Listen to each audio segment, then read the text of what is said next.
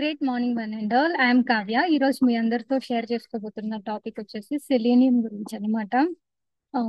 Selenium importance ఏంటి, దానివల్ల మనం సపోజ్ అది డెఫిషియెంట్ అయితే వచ్చేటువంటి నష్టాలు ఏంటి, డెఫిషియెంట్ రాకుండా ఎలాగ మనం బ్యాలెన్స్ చేసుకోవాలి ఫుడ్ లో నుంచి, ఇవన్నీ చూద్దాం అనమాట.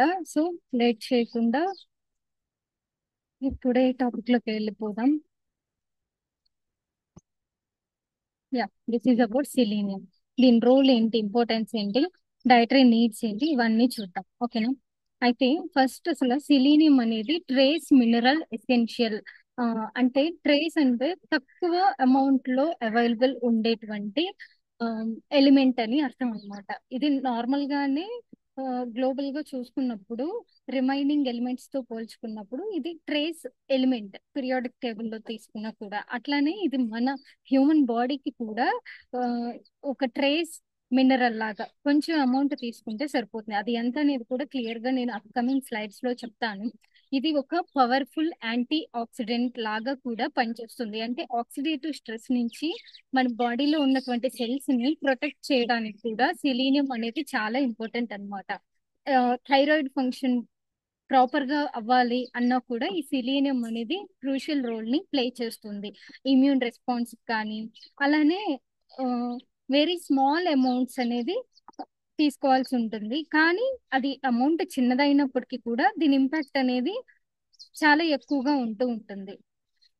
అండ్ తర్వాత చూసుకున్నట్లయితే ఇది ఎందుకు ఇంపార్టెంట్ అంటే, ఇందాక చెప్ప కదా, యాంటీ ఆక్సిడెంట్ లాగా ఉపయోగపడుతుంది.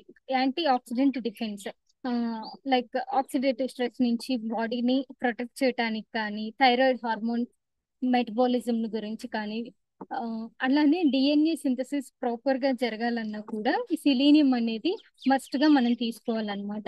రీప్రొడక్టివ్ హెల్త్ మీద కూడా ఈ సెలీనియం అనేది చాలా ఇంపాక్ట్ అనేది చూపిస్తుంది. తర్వాత సెల్స్ ని ఆక్సిడేటివ్ డ్యామేజ్ నుంచి ప్రొటెక్ట్ చేయడానికి ఆల్రెడీ చెప్పా ఇది. తర్వాత ఇమ్యూన్ సిస్టమ్ ఫంక్షన్ అనేది ప్రాపర్ గా జరగాలన్నా కూడా selenium most important. Suppose selenium deficiency కానీ బాడీకి వచ్చింది అనుకోండి, అది ఎలా మనం ఫైండ్ అవుట్ చేయాలి అండ్ దాని వల్ల వచ్చేటువంటి అసోసియేటెడ్ హెల్త్ రిస్క్ ఏంటి అనేది చూద్దాము. సపోజ్ మన బాడీకి సెలీనియం డెఫిషియన్సీ కానీ ఉంటే మనకి సివియర్ ఫ్యాటిగ్, మెంటల్ ఫాగ్, అంటే బ్రెయిన్ ఫాగ్ అంటూ ఉంటాం కదా, అది వస్తుంది. తర్వాత ఇమ్యూన్ సిస్టమ్ అనేది వీక్ అయిపోతూ ఉంటుంది. హెయిర్ లాస్ కూడా జరుగుతుంది. అంటే హెయిర్ ఫాల్ కి మల్టిపుల్ రీజన్స్ ఉంటే వాటిలో ఒకటి సెలీనియం కూడా తగ్గినా కూడా హెయిర్ ఫాల్ అనేది జరుగుతూ ఉంటుంది. బ్రిటిల్ నెయిల్స్ అంటే గోర్లు చివర్లు పగిలిపోతూ ఉంటాయి. నిజానికి గోర్లు వెంట్రుకలు అనేవి మన ఆరోగ్యానికి ఒక సూచనలాగా చెప్పుకోవచ్చు. అవి ఎంత షైనింగ్ గా హెల్దీగా ఉంటే మనం అంత హెల్దీగా ఉన్నాము అని అర్థం. గోల్డ్ అలా పగిలిపోయి అన్హెల్దీగా ఉంటున్నాయి అని అంటే సెలీనియం డెఫిషియన్సీ కూడా ఒక ఫ్యాక్టర్. అంటే కేవలం సెలీనియం అంటే సమ్ అదర్ రీజన్స్ కూడా ఉంటాయి, బట్ సెలీనియం డెఫిషియన్సీ ఉన్నప్పుడు అలా కూడా మనం తెలుసుకోవచ్చు. మజిల్స్ అనేవి వీక్ గా ఉంటాయి, మజిల్ టెండర్నెస్ అనేది వస్తుంది. సపోజ్ ఇది డెఫిషియెంట్ అయితే వచ్చే హెల్త్ రిస్క్లు ఏంటి అని అంటే కేషన్ డిసీజ్ అంటాం. అంటే హార్ట్ మజిల్ రిలేటెడ్ ఇష్యూస్ అన్నమాట. తర్వాత కాషన్ బెక్ డిసీజ్ అంటే ఇది ఒక kind of osteo arthritis condition. Joint disease అనేది వస్తుంది. హైపోథైరాయిడిజం వస్తుంది. ఫెర్టిలిటీ ఇష్యూస్ కూడా వస్తాయి. తర్వాత చూసుకుంటే ఆర్డీఏ ప్రకారం ప్రతి ఒక్కరూ రోజుకి ఎంత సెలీనియం తీసుకోవాలి, వయసు పరంగా కానీ, లేదంటే ఆ, అవన్నీ కూడా ఈ స్లైడ్ లో చెప్తా అన్నమాట. ఎవరైతే దీన్ని గ్రాప్ చేయాలనుకుంటున్నారో you can take screen shots కూడా. ఇన్ఫాంట్స్ అంటే 0 to 6 months ఓల్డ్ వాళ్ళు ఉంటారు కదా, మోస్ట్లీ ఈ పీరియడ్ ఆఫ్ లో వాళ్ళు మదర్ ఫీడ్ లో ఉంటారు కాబట్టి వాళ్ళకి 15 mcg/day, అది కూడా మదర్ మిల్క్ నుంచే వచ్చేస్తుంది. ఆ తర్వాత చిల్డ్రన్ తీసుకున్నాము అనుకోండి, ఏజ్ 1 to 3 years మధ్యలో ఉన్న వాళ్ళకి ఎవ్రీడే 20 mcg/day అనేది వాళ్ళకి వెళ్ళాలి. అదే అడల్ట్స్ అంటే 20 years నుంచి ఈ 40 years 50 years వరకు ఉన్న వాళ్ళందరికీ కూడా ప్రతిరోజు వాళ్ళ ఫుడ్ లో నుంచి కానీ, ఎలా సప్లిమెంట్ లో నుంచి కానీ వాళ్ళ బాడీకి ఆర్డీఏ ప్రకారం 55 mcg/day అనేది సెలీనియం వెళ్ళాలి. అదే ప్రెగ్నెంట్ ఉమెన్ అనుకోండి, 60 mcg పర్ డే సెలీనియం అనేది అవసరం ఉంటుంది. సపోజ్ లాక్టేటింగ్ ఉమెన్ అనుకోండి, వాళ్ళు ఫీడింగ్ ఇస్తున్నారు బేబీకి అనుకున్నప్పుడు వాళ్ళు 70 mcg పర్ డే సెలీనియం అనేది తీసుకోవాల్సిన అవసరం ఉంటుంది.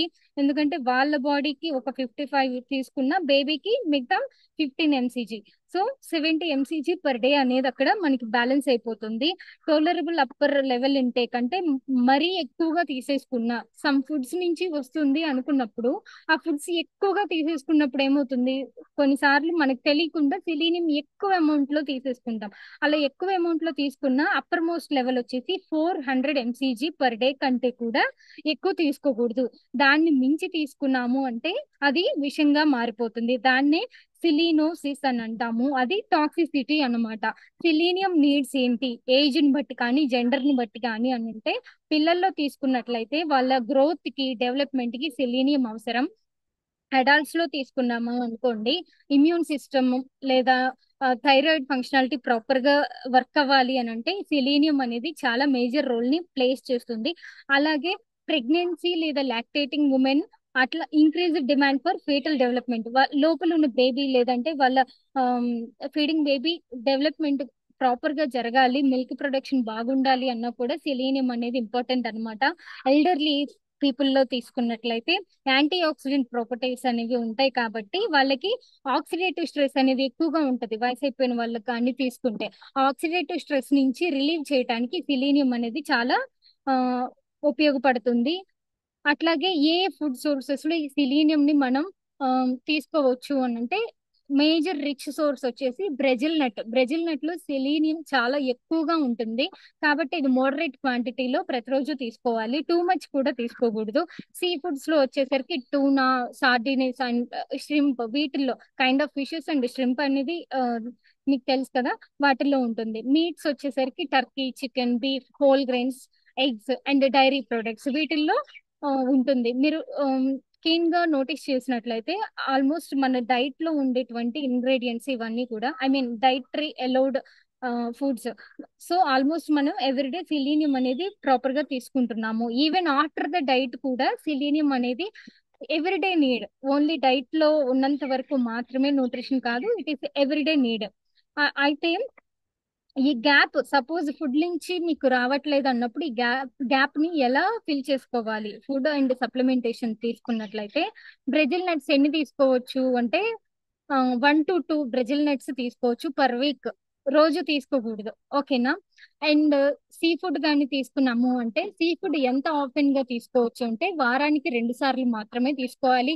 దానికి మించి మనకి ఇష్టం కదా, సెలీనియం వస్తుంది కదా అని రోజు తీసుకోకూడదు. అలానే డైవర్సిటీ ప్రోటీన్ ఇంటేక్ అనేది అవసరం. అదే చెప్తూ ఉంటాం కదా, డైట్ లో కూడా రోజు ఒకేలాంటి ప్రోటీన్ కాదు, డిఫరెంట్ కైండ్ ఆఫ్ ప్రోటీన్స్ ని, అంటే అక్కడ డైవర్సిటీ ఉండాలి. రెండు లేదా మార్చి మార్చి తీసుకుంటూ ఉండటం వల్ల బాడీకి వచ్చే బెనిఫిట్స్ ఇదే. డిఫరెంట్ మైక్రో న్యూట్రియంట్స్ కూడా బాడీకి వస్తూ ఉంటాయి అన్నమాట. ఓన్లీ వెన్ ప్రిస్క్రైబ్డ్ సప్లిమెంట్స్ అనేవి, ఎందుకంటే ఆల్రెడీ డెఫిషియన్స్ లో ఉన్నారు అండ్ మీకు న్యూట్రిషనిస్ట్ ప్రిస్క్రైబ్ చేశారు అన్నప్పుడే యు గో ఫర్ సప్లిమెంట్స్. లేదంటే మీకు ఆల్మోస్ట్ ఫుడ్ నుంచి ఇక్కడ ఫిల్ అయిపోతుంది. ఆ ఎక్కువ వేటిల్లో ఉంటుంది అంటే మల్టీ వైటమిన్స్ లో, మన సప్లిమెంట్ లో తీసుకున్నామంటే సపరేట్ గా సెలీనియం వస్తుందంటే నాట్ నెసరీ. మనం డైలీ ప్లస్ తీసుకుంటాం కదా మల్టీ వైటమిన్స్, వాటిల్లో వచ్చేస్తుంది. డోసేజ్ ఒకసారి కావాలంటే మీరు ఆ బాటిల్ మీద చెక్ చేసుకోవచ్చు ఆర్డిఏ ప్రకారం వస్తుందా అనేసి. తర్వాత పాపులేషన్స్ ఫర్ డెఫిషియన్సీ, ఎక్కువ రిస్క్ ఉన్నటువంటి పాపులేషన్స్ ఏంటి అని అంటే పీపుల్ ఆన్ డయాలసిస్. డయాలసిస్ ఎక్కువ జరిగే వాళ్ళకి ఎక్కువ డయాలసిస్ జరిగేటప్పుడు ఏమవుతాయి, లోపల ఉన్నటువంటి న్యూట్రియంట్స్ కూడా వెళ్ళిపోతూ ఉంటాయి ఆ ఫిల్టరేషన్ లో. కాబట్టి వాళ్ళకి న్యూట్రిషన్ ఇంపార్టెన్స్ అనేది చాలా ఎక్కువ ఉంటూ ఉంటుంది. ఆ తర్వాత గ్యాస్ట్రో ఇంటెస్ట్రైనల్ డిజార్డర్స్ కానీ ఉన్నాయి అన్న వాళ్ళకి కూడా డెఫిషియన్సీ రావడానికి ఎక్కువ అవకాశం ఉంటుంది. Living in selenium deficient regions అంటే కొన్ని ఏరియాస్ పర్టికులర్ గా సెలీనియం డెఫిషియంట్ రీజియన్స్ అని ఉంటాయి అన్నమాట. Like 1 second,